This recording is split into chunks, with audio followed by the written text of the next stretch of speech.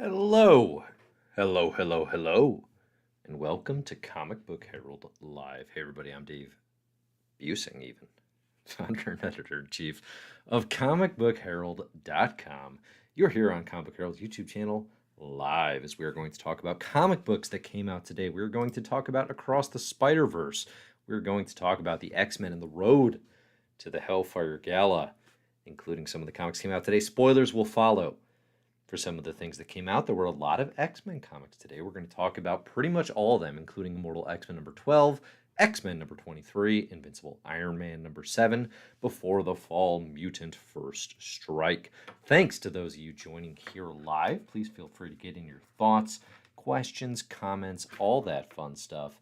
As we go here, I will look to address as many of them as I can. All right, let's see. What was most interesting in the world of comics lately? The biggest thing, of course, is Across the Spider-Verse came out, and it flipping rules. So good. Breaking no ground and no news there. I actually don't think it's better, or at least I don't like it more than Into the Spider-Verse. I do give a ton of credit to setting the stage and just the work that has to be done to build something so foundational and so epic, but had a great time watching Across the Spider-Verse, with the exception, mild spoiler, of the ending. The ending left me a little, ooh, I don't know. I didn't know that was how it was going to play. But we talked about all that on my Immortal This Year podcast. That's the episode out this week. Check out the MMY podcast if you want to hear my full thoughts with Zach and Charlotte on all things Across the Spider-Verse. Obviously, if you haven't seen it, you're going to see it. So I'm not going to talk too much about it. Okay. I also, here, let's start here. What's the temperature in the room on X-Men comics right now?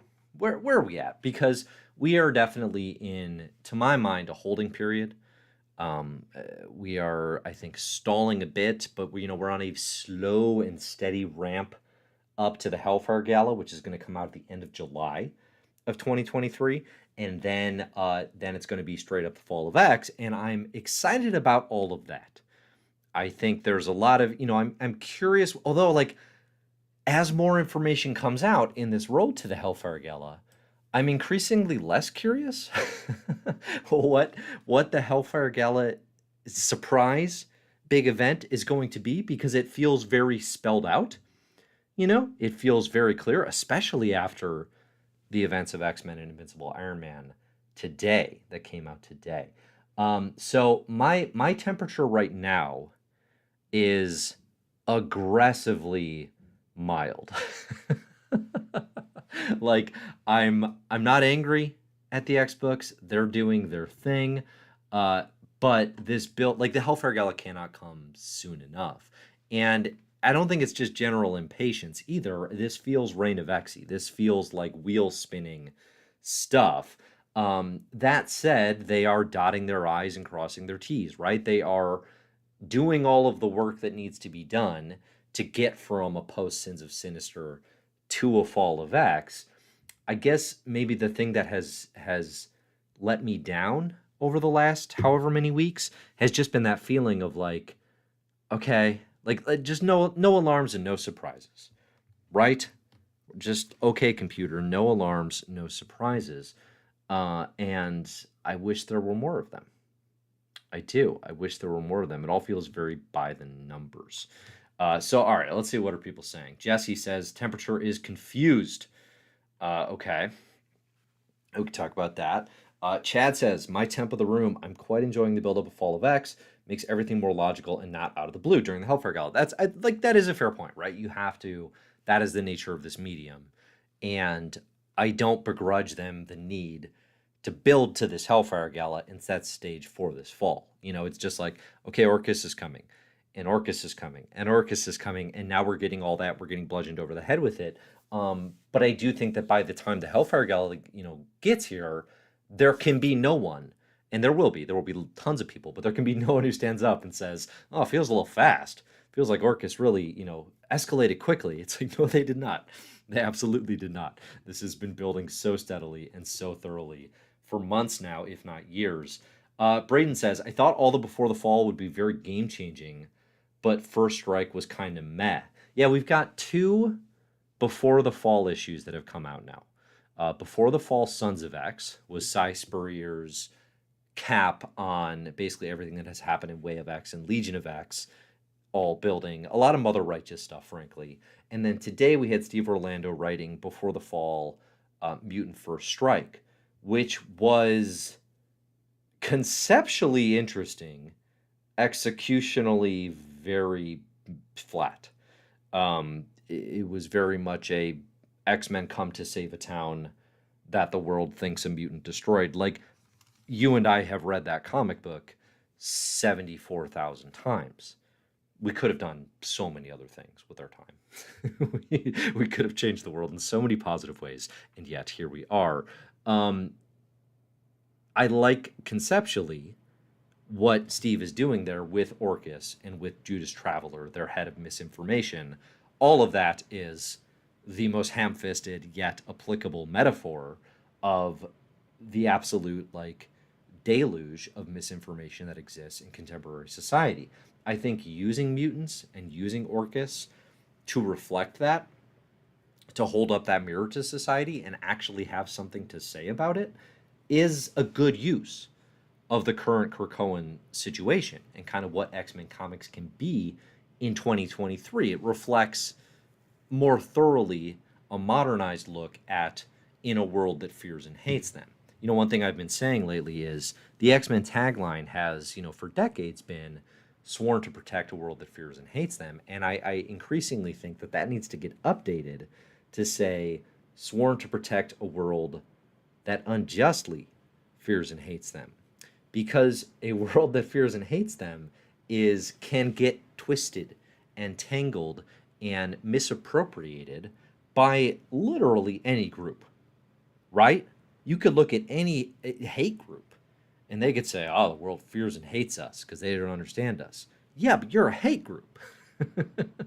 They should fear you, right? So to me, it's essential to say unjust fear and hatred for actual minority groups, right, that are facing actual bigotry and irrational hatred. Okay, whatever the justifications, there are certain things that we can simply categorize as irrational hatred because it's bigotry and it's racism. That is what the mutant metaphor is meant to reflect. Okay, just let me step down off the soapbox for a moment. Thank you. So, where were we? Misinformation. Interesting topic. But you were saying, yeah, the Before the Fall issues do not feel... I don't know. It's like... I guess today's actually feels the least monumental. I mean, Sons of X comparatively was monumental, right? It did big Mother Righteous stuff in that she can apparently just take down Nimrod like that. That's kind of a big thing if you've been following this whole time. But yeah, neither has been a knockout single issue. Certainly, I would say both are mediocre. It's hard to imagine that today's would be essential in any capacity. Honestly, if we're doing okay, before you read the Hellfire Gala, here's what you got to read. I mean, Sons of X, you'll probably have to have some familiarity with to read any of Spurrier's future stuff because he's very connected to his own internal continuity. But Mutant First Strike, I'd be surprised by. It's pretty digestible and forgettable. But reasonably well done. Okay, what else do we got here? Okay, Chad actually raises one of the points I wanted to talk about today. The one thing I just don't care about, Chad says, are the Sinisters. I kind of wanted that story to end during Sins of Sinister, and it turns out it was just another piece of the puzzle. Okay, I'm actually feeling this big time. Huge Mr. Sinister fan. Was very excited to go into Sins of Sinister to see how all those dots would be connected. But I do agree, we need a break. And actually, instead of getting a break, the X-Office is doubling down on the Sinister clones as maybe a bigger bad than Orchis, especially in the case of Mother Righteous, right? We're seeing this in Immortal X-Men now. We see it in the pages of really everything. Like, Mother Righteous is the threat, seemingly. Even outsized of, Evil Robot Moira, everything going on with Orchis. I kind of agree. I'm not that interested in Mother Righteous. This character was it's one of those things where it's like, this was a fun idea, and I liked Mother Righteous in the shadow of Prime Sinister as a supporting, interesting player, a totally new player. I do not like her as a central antagonist, especially when you have other characters where years of work has been put in to elevate them to that standing. So I'm kind of with you on is Mother Righteous actually a good central antagonist and core focus to have in these books at this point in time? I don't know that she is. I will just say it, for my money, she is not. I am not especially interested in resolutions that are and then Mother Righteous did it. You know, that's not doing it for me. I'm curious what other people feel about their. I'm not like I don't dislike the character.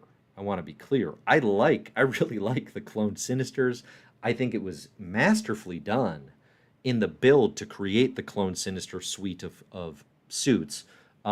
Suit of suites? Words. But I think at this point, to Chad's point too, it's just like we had a lot of Sinister. We had a lot.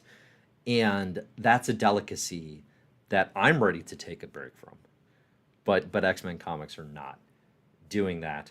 What else we got here? Chris Cueva says, "Don't nobody forget Open Mike Eagle had one of the best albums of last year."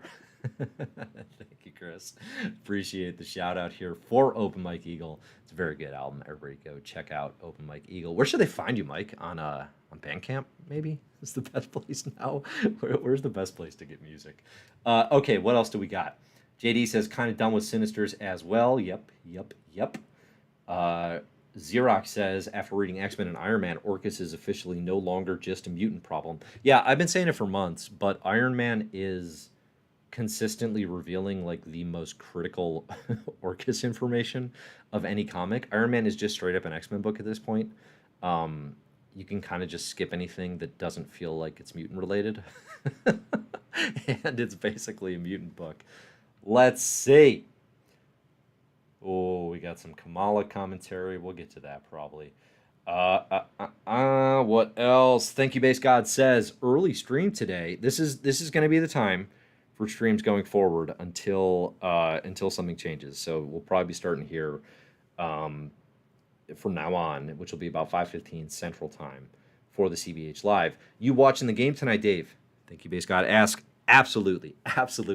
Oh, I love this Heat team. I love this Heat team so much. There was a previous stream where I'm pretty sure I said if Jimmy pulled off beating the Celtics, I'd be buying a Jimmy Buckets jersey. That has not happened yet, but listen, as you are all my witness, I am typing into my search bar right now, Jimmy Butler jersey. I'm doing that. I will wear one to a stream if the Heat are remaining contention into... Oh, I don't know how long the finals go. I'll wear one on a stream, period.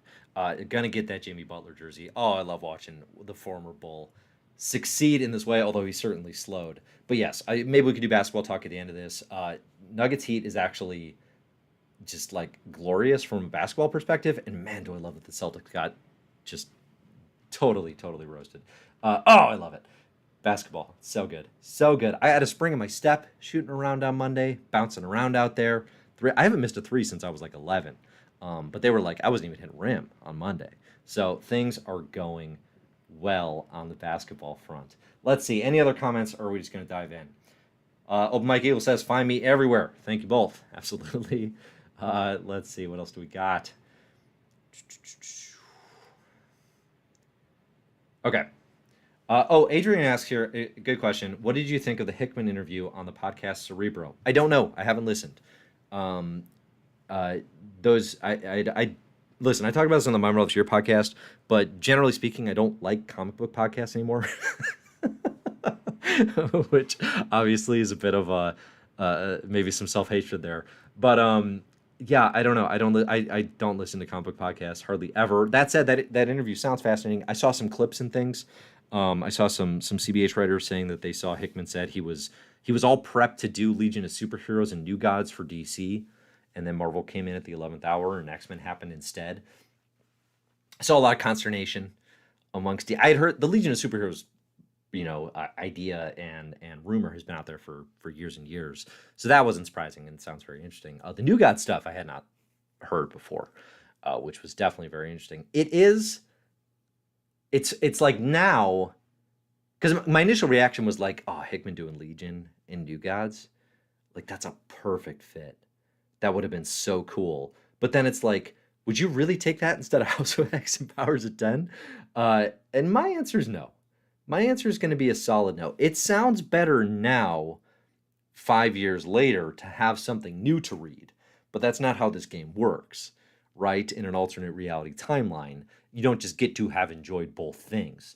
Although that said, if I could take where I am now, use the Doom time platform and go back to 2017 or whenever this decision is made, alter events so that I retain the memory of Hoxpox, but then Hickman goes on to do Legion and New Gods, and then I get to read that too.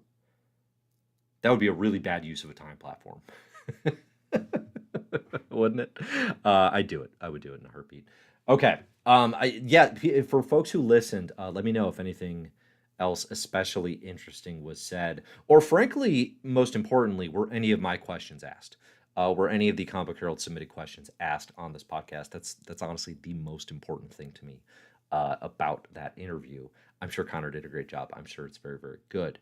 It is too, just like, it's like you can finish an audiobook in the time it takes to listen to some of these things, man.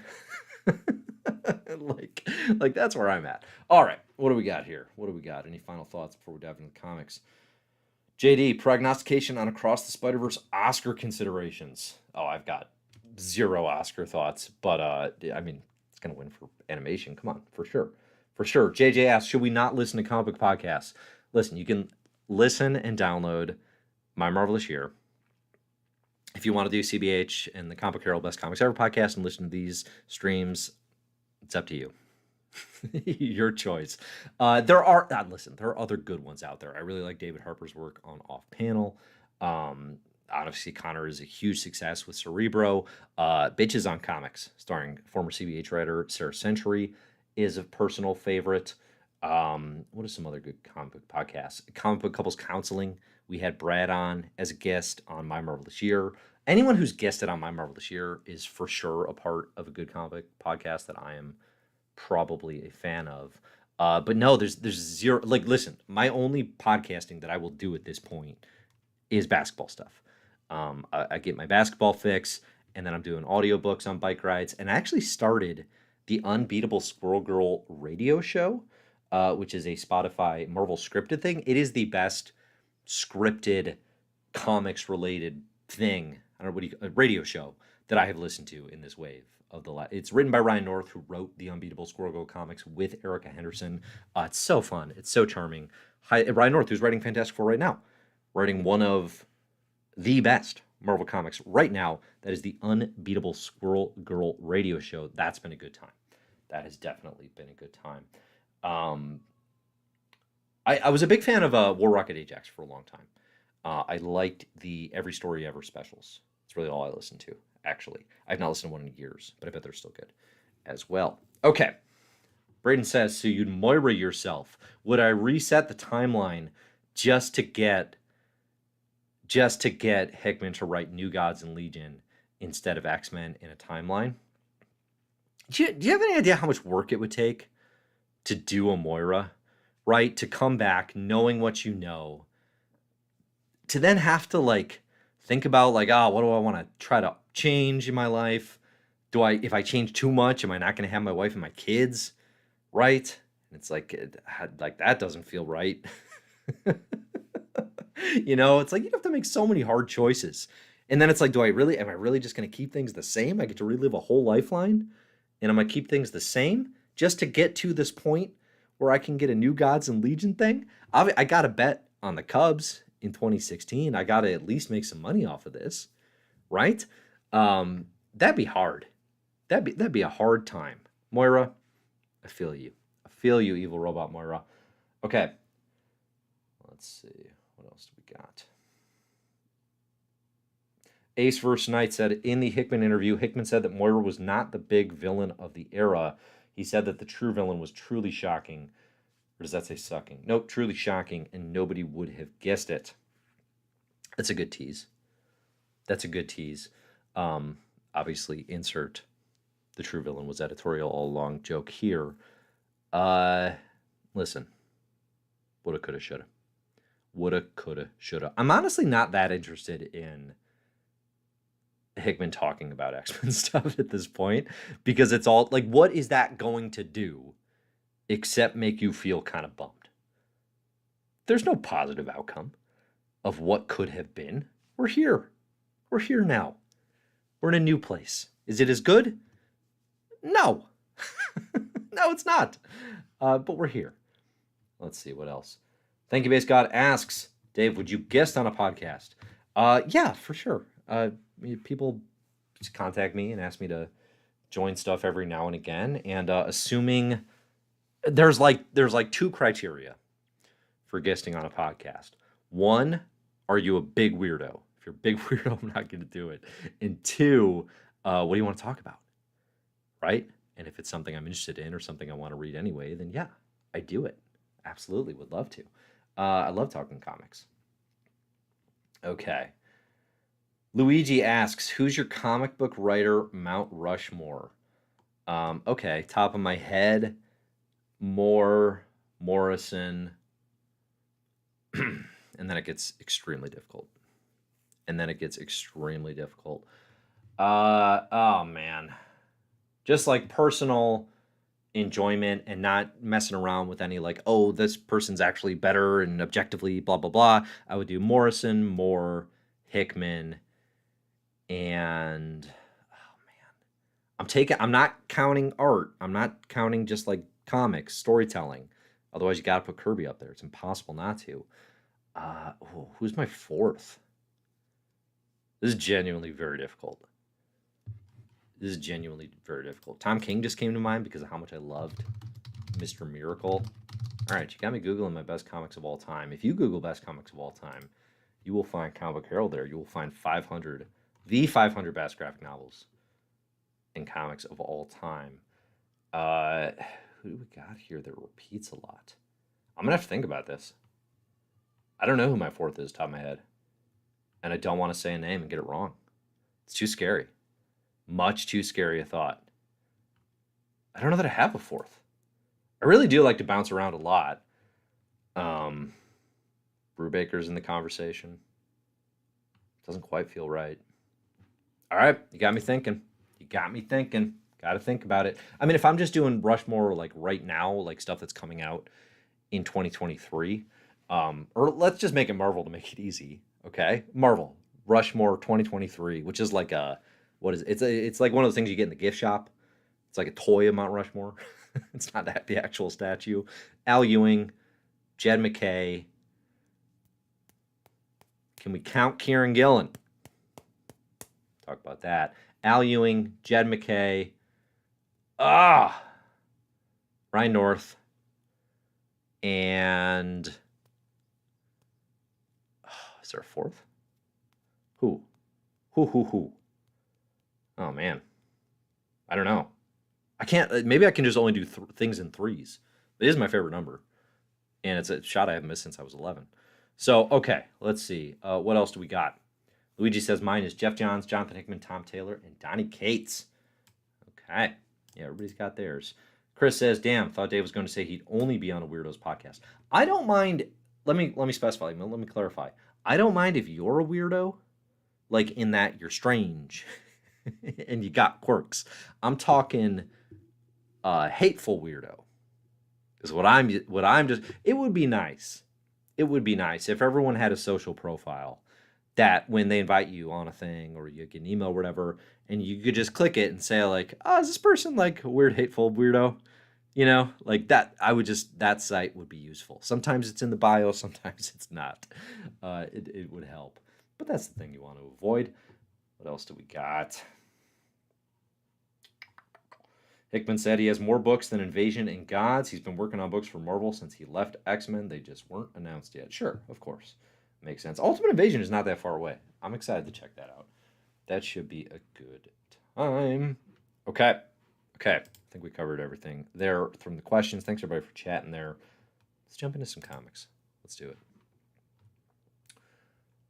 Immortal X-Men number 12. I joked there a little bit about can we count Gillen in the best of Marvel right now. Only writing one book for Marvel, which is fine. Immortal X-Men.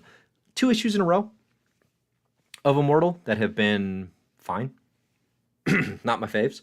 I feel like Gillen's a little bit on summer vacation post Sins of Sinister, which well earned. It's one of the problems, one of the challenges at least, of Gillen's approach to Immortal X-Men, which is so structurally intelligent and conceptually fun. You know, getting a perspective from each council member, giving each issue a unique framing specific to that council member. It worked so flipping well in the build to Sins of Sinister. And now that we're out of Sins of Sinister, I mean, it 100% feels like we're catching our breath. We're building up to everything that's to come in Fall of X. Everything goes. So this is the Quiet Council book. And I think part of my hesitation and tentativeness around this title right now is the Quiet Council is a GD mess. The Quiet Council is so flipping screwed up right now that it is like, it is beyond recovery.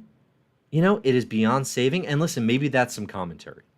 Maybe that's some commentary because failure of institutions, failure of belief in institutions is certainly something I think a lot of us are reconciling over the past several years, especially.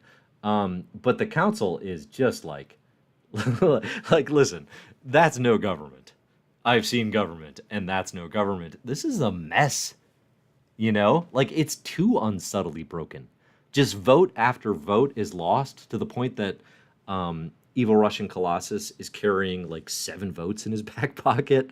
Like, he's proxying everyone, and they're still carrying on and voting on things.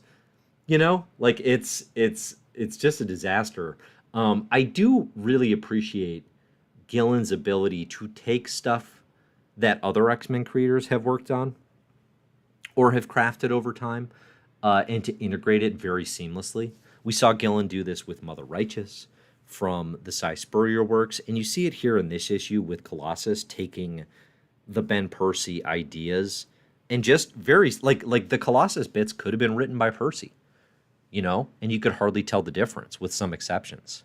You know, Percy's never gotten quite as Russian literary circle as Gillen does here. But this leans into the fact that Colossus is being controlled by a reality-altering mutant, the Chronicler, who is himself controlled by Colossus's Russian non-ally brother, Mikhail, something like that, Rasputin. You know, it's not bad. Listen, it's not a bad comic. It's just, I don't know, everything is moving. It's all just moving to a place that we kind of know it needs to get to. And everything feels kind of like a foregone conclusion. The big stuff that happens here in terms of the votes and all that is Shaw wants Selene on the council. We've seen previously that Shaw is working with Mother Righteous. We know that Shaw is like actively in her pocket, whereas other characters are not aware yet that they're in Mother Righteous's pocket. That's going to come up here in this issue as well. But Shaw's like, hey, we got some vacancies. I want Selene on the council. Destiny is sure, as this is happening, that Shaw is working for Orchis, but actually he's not. And what that forebodes is that Destiny's future gift of prophecy is like all askew. And maybe Shaw will eventually join with Orchis. That 1,000,000,000% feels like the sort of thing he would do. But right now he's working with Mother Righteous. Mother Righteous here makes Mystique kill Destiny. And again, in another bid to further really decimate the council. Then Destiny, because she's resurrected in part by hope, she can no longer vote as well. So you got 5 council members who are quote-unquote corrupted by the possibility of a sinister influence. We only started with 12. Nightcrawler's taken a break. So that's literally half the council is out of action. And this is what I'm talking about, where it's just like, this is just like massively broken.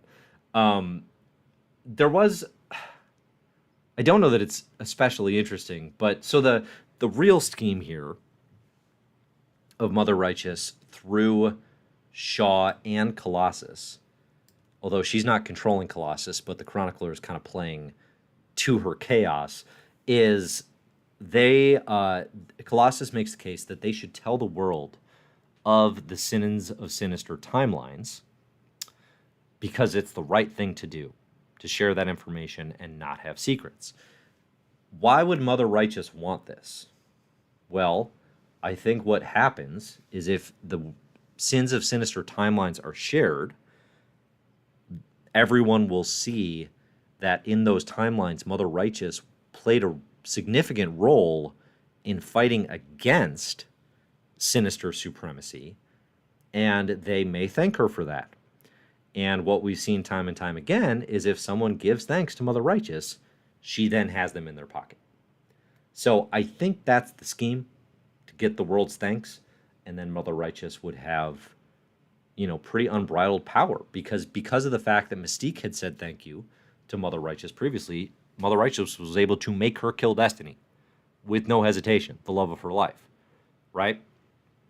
And she has no idea why she did it, aside from just, oh my gosh, I was suddenly overcome with rage, which is a tough thing to have to tell your spouse upon their resurrection. Right?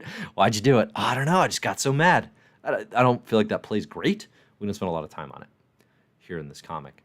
We already talked about, kind of the interest or waning interest in Mother Righteous, but ultimately I think that's what's happening. I'm curious why Selene being on the council is of Mother Righteous benefit. I don't know if anybody has any theories there. I would actually think Selene would be somebody Mother Righteous wants to stay away from because she is, has the magical prowess to combat her, potentially. Although maybe there was a backroom deal that we missed, and Sean, Mother Righteous, go to Selene and say, hey, we can help you get on, and she gives thanks, and now Mother Righteous has her in her pocket. But it's just I don't know, adding so many voices have been subtracted from the council now that adding one to it, it's all very just model UN and everybody's out sick. I think, which is intentional. I mean, Gillen's intentionally decimating the council so that the fall of X is easier to get to, right? We're talking about the fall of Krakoa here. But I kind of liked it better when we had a full suite, I guess is the thing. All right, let's see. What are people saying? What are the people saying about Immortal?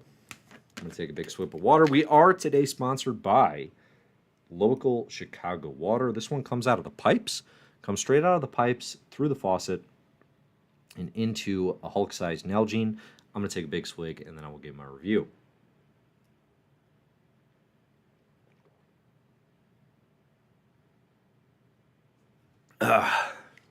Hits the spot, soothe my throat a little bit.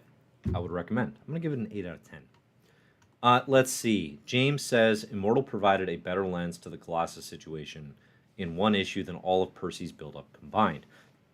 It certainly consolidated and made it more palatable, which is also what Gillen did with Mother Righteous.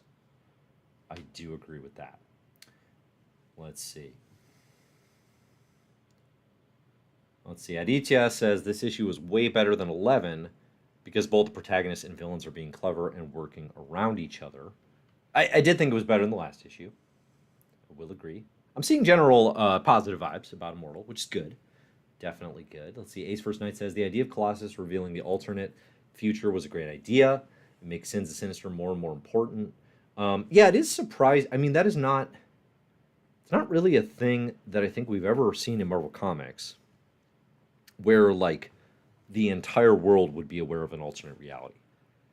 House of M, Age of Apocalypse, these tend to be things that are held pretty close to the vest by the superhero communities. So it would definitely be strange and unique for the Marvel Universe writ large to have to, on an individual scale, reconcile this alternate reality that did happen, but then didn't. Think about processing that. Too much for most minds to handle. Let's see. Adichia points out Mother Righteous helped Selene attack the island in issues 1 and 2. Well, there you go. There you go. Has given thanks is in Mother Righteous's pocket. Boss Bradley points out I had local Chicago water earlier, 9 out of 10. Strong review from the boss. Thank you for sharing. Jacob points out, feels weird to say the book is losing steam when this is probably going to feel really well paced when it's all read at once. Yeah, absolutely. Absolutely. I'm not worried about Immortal X-Men at all. It's just not... compared to X-Men Red, which is the highest standard we have right now, it is not continuing to just like throw 100 miles an hour against all judgment. It's very Kyle Farnsworth circa 2008, right? It's like, Kyle, you don't have to throw 104 miles an hour here. Nope, doing it anyway. Was that a very specific Cubs metaphor that I hope 3 of you enjoyed? It was. It definitely was. Okay. That's Immortal X-Men. The book's going to come back. It's going to come back strong. The next issue is a Doug issue. I'm super excited. And I'm curious to see where things are going to go. X-Men number 23 kind of does the same things, honestly. It's doing a little Orchis stuff, but mostly it's doing a Mother Righteous is in control. I think that was the main takeaway from both of these comics today. Again, I would say I think Mother Righteous is not as interesting as the X-Office thinks she is. I think X-Men, written by Jerry Duggan, is at its best when it's focused on Orchis and like last issue, essentially. In this book, it's distracted, I think, by Mother Righteous a little bit there. The biggest thing that people are going to be talking about with X-Men number 23 is teasing Kamala Khan's return as a mutant. This is something that everyone, their mothers, brothers, sisters too, all anticipated. The second it was announced Kamala was going to die, Amazing Spider-Man number 26.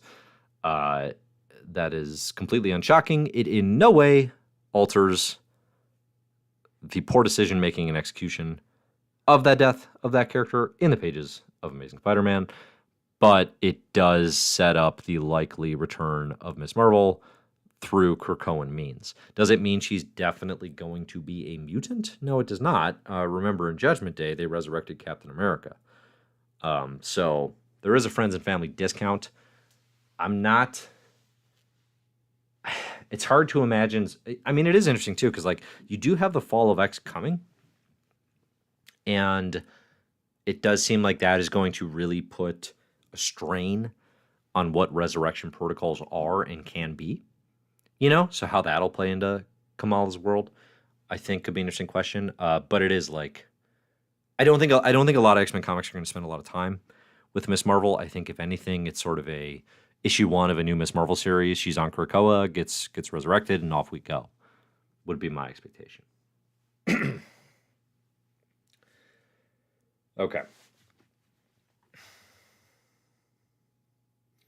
There is a point here that a couple folks are making. So X-Men has Mother Righteous confront Dr. Stasis, who's the Sinister of Clubs, the Orchis one, who is, a genetic clone of Mr. Sinister. And the, I guess, reveal here, I don't think we've ever seen anything like this before, is that Mother Righteous is or was the wife of Dr. Stasis, or maybe Mr. Sinister. I don't know. Maybe I didn't read this closely enough. I don't know if Mother Righteous is supposed to be Mr. Sinister's original betrothed. I believe they had in the further adventures of Cyclops and Phoenix, I think, is where we learn about this story. I think it's drawn by John Paul Leon, R.I.P., but it looks great. And the betrothed there is a very, Victorian bride. They have a kid together. I think the kid dies young, and then Sinister kind of descends from there. I don't know if it's supposed to be that woman, if it's supposed to be her, and she has now become a Sinister. I mean, that is To this point, I was certainly interpreting it just as this is another clone of Minister Sinister. You know, she's just female. But the idea that it would actually be based on a different genetic structure would kind of make sense given how much more powerful and just kind of how unique she seems to be. Um, I feel like that's got, I don't know, like I don't know that that's that interesting, but it's unexpected. Let's see. Aditya asks, outside of his origin, was Sinister's wife ever relevant to any storyline? I mean, I would say no, aside from that origin and further adventures of Cyclops and Phoenix. I really don't think I've ever seen her before otherwise. Let's see. Xavier says she was the wife of Essex pre-Sinister and Stasis. I don't know. I think some details need to be added to this for it to make total sense. What we know right now is she talks about being married to Doctor. Like she could have just married Doctor Stasis. That's a thing that happens. You marry your clone. I think we've all been there. Loki's certainly been there. But yeah, okay. We talked a little bit about Before the Fall, Mutant First Strike. Again, the actual content, the actual themes tackling misinformation, I do think is interesting. The execution is very not. Also, I've got zero time for Judas Traveler. Dude kicks off the Clone Saga. F that guy. No thank you. I'm good. Invincible Iron Man number 7. Big revelation here. Sentinels by Stark Industries, now owned by Fei Long of Orchis. They are not just out to kill mutants anymore. They are out to kill all the heroes. And what we learned from the little Orchis crew is at the Hellfire Gala, they're going to be sending in their Stark Sentinels, and they're going to try to kill everyone. This is actually something the Red Skull tried in the pages of Axis 2014, a very bad Marvel event. I mean, on one hand, I guess I get it for Orchis, because it's like, okay, listen, like, the heroes are going to try to team with the X-Men. They're going to turn on us. Let's get them out of the way. Sure. On the other hand, Orchis has a convincing, compelling, and thorough branding and public relations campaign out to be the saviors of humanity. If they unleash Sentinels on the likes of Captain America, that's going to pretty clearly put them in the supervillain camp. Right? It feels more supervillainy and mustache twirly than I think perhaps they need to go. I mean, I do think Orchis, this is kind of what Mutant First Strike is getting at. I think they are most interesting when they are playing by the rules of twisting and manipulating public perception, because that is something that mutants fall victim to very easily in the Krakoa era, especially. So we'll see how it actually manifests in the Hellfire Gala. But I mean, the teaser is, okay, we've got Stark Sentinels now, and they're out to kill all the heroes at the Hellfire Gala. It can't just be that. It can't just be that. Like, if that's the big Hellfire Gala reveal, Sentinels come and wipe out a bunch of mutants and humans, like, that is too telegraphed. So I'm hopeful that that is like a subtle misdirect of sorts. Maybe it still happens, but it's not really the core. All right. I think those were all the comics today. I may have. Oh, Bishop War College, number 5 ended today. Limited series ends with its 5th issue today. I was pretty let down by the conclusion of this miniseries. It felt like it had a ton of potential and didn't really do a heck of a lot with it, frankly. I guess plot-wise, the things that happen here, the Strucker twins, who are the worst people in the world, get sent to the Krakoan pit. They are there with Mr. Sinister, serves him right. And I guess in that happening, Orchis and Moira learned that Sabretooth is no longer in the pit. Okie doke. They've also learned a lot about Krakoa because they are about to invade and destroy it. Seems pretty clear. All right. Get in your questions. Get in your thoughts. and I will address them here.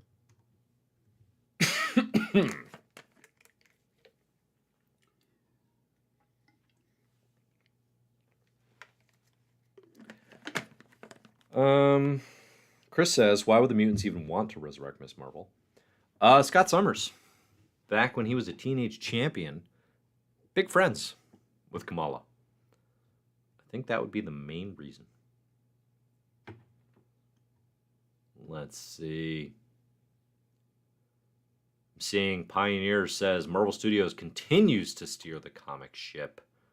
A reference here presumably to the Kamala stuff. They don't actually try, like, yes, they influence things, clearly. How could they not? You know? But Marvel Comics is historically pretty bad at letting them drive the ship or responding to what's happening. I mean, the Kamala situation, if she does indeed come back as a mutant and then is a mutant in the MCU as well, that would be the most thoroughly integrated I think we've seen anything. As far as, like, we're actually changing this character's history and an origin story, essentially, to reflect what's going on in the movies. I kind of don't think that stuff matters. I don't think it's important, frankly, for the comics to 100% reflect the versions of the characters that we see in the Marvel Cinematic Universe. Maybe that's because I've never had the experience of having watched the movies first and then trying to get into them, I guess, you know? So it is a little bit like, okay, I haven't actually gone through that. I quite like having comics with semi-unique versions of characters with their own stories and their dense continuity. I mean, this is something I've been thinking about a lot, actually, after Across the Spider-Verse, which is, what can comics do that animation and video games cannot? Because, like, live action, the answer is easy, right? Like, live action, they are restrained by budgets and physics, you know? So comics can just go anywhere and do anything, and you can test that out and just let your imagination absolutely explode. I think in animation, you know, kind of like we've seen Across the Spider-Verse, that limitation doesn't really exist or doesn't really compare. Across the Spider-Verse can do pretty much anything. They can have a T-Rex spider chasing Miles, you know, and just that can be a one-off thing you do quickly. You know, I suppose the budget stuff still applies, but not to the degree of live action. So then the question is, like, okay, if Across the Spider-Verse can do all that stuff and look that flipping good, what can comics do that it can't? You know? And I think there's a number of answers, but they're not easy answers, especially when an animated movie is that good and does, you know, because where all this is coming from is, I think the Spider-Verse films in the Spider-Man PS4 game do Spider-Man better than any comics have in a decade, probably longer. You know, so then the question is, like, how do you use comics to at least get to those levels or try? You know, because historically, comics are my favorite medium. They are the thing I consume the most. You know, if given the choice to sit down and read some comics or watch a movie, I would always pick reading comics. So the question here is, what can Spider-Man comics do that can make them more exciting and more satisfying than these other mediums, right? And I think that is a question that, obviously, if there was an easy answer, everyone would be trying it. There is not an easy answer, but I think it's the most pressing one as we look at the MCU influence on Marvel Comics. You know, something that Hickman actually talked about in the press for Ultimate Invasion, which was, we're going to do something that, you know, the type of comics that can only be found in comics. I think that's an increasingly important thing to try and distill and isolate, especially in franchised Big Two work. You know, where it's like, these stories themselves can be told in any medium. Why does it make more sense here in comics? What's unique to this medium? I think a good example would be continuity in history and character reference stuff that Al Ewing pulls in X-Men Red. You know, you cannot launch a Spider-Verse franchise with quite the same reference points to a student-teacher relationship between Sunspot and Magneto that happened 3 decades ago in comic books that your audience has primarily read, right? You can allude to those things, you can create your own backstories, but it's fresh, it's new for those eyes watching those movies. In X-Men comics, Al Ewing is a master at that, right? At like, hey, we have decades of continuity. We have decades of these things building over time. I can do something unique with that. You know? And there's other ideas and other options, but anyway. Y'all got me thinking about that again. Gonna try to put that into words. Gonna try to put that into words on paper here in the next Comic Book Herald newsletter, which of course you can sign up for free on comicbookherald.com. Okay, let's do some final questions. JJ Tiffany asks, did you like Strike Force showing mutants no one has seen in a long time? Senjar, Wicked, Triage, etc. That's nice. That stuff does not do anything for me. I think probably the only characters that I'd be excited to see that haven't been seen, you know, generally in X-Men comics, like with a role, would be any X-Statix characters. But everything else is just kind of like, I'm not a big character guy, as I've talked about. Especially not like, you know, I'm not, there's a thing going around on Twitter, which is like, claim yourself as the biggest fan of X. That, like, I can't do that. I cannot do that. I cannot pick a character and be like, I am their biggest fan. This is not how I consume story. Let's see.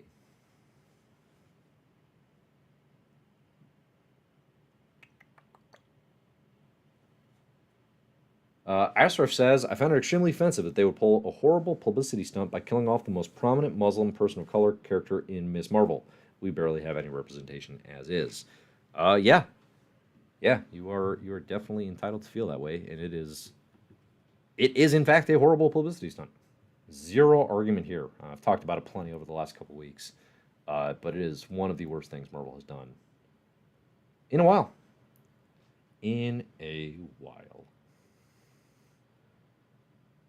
Let's see. Pepto says, people keep saying all for MCU synergy, and I keep laughing. You know, I mean, it does. It's like, it's not actually a good thing. Pretty clearly. You know? Like, I don't think there are any examples where it's like, oh yeah, the comics are reflecting this MCU synergy now, and they're better for it. Like, what is that example? You know? So, yeah, I mean, I do generally agree. I would rather comics stay comics.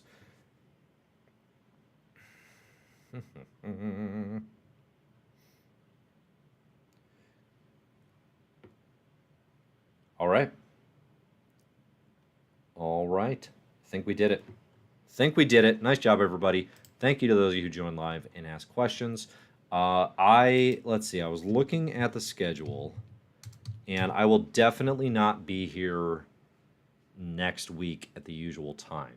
Not even specifically because of the comics, but because of things I am doing. And then the following week, the week of June 21st, we're going to have X-Force. We're going to have Ultimate Invasion #1. Okay, so we will be here the week of June 21st to talk, if nothing else, Ultimate Invasion #1. Thanks, everybody, for listening. And, as always, enjoy the comics.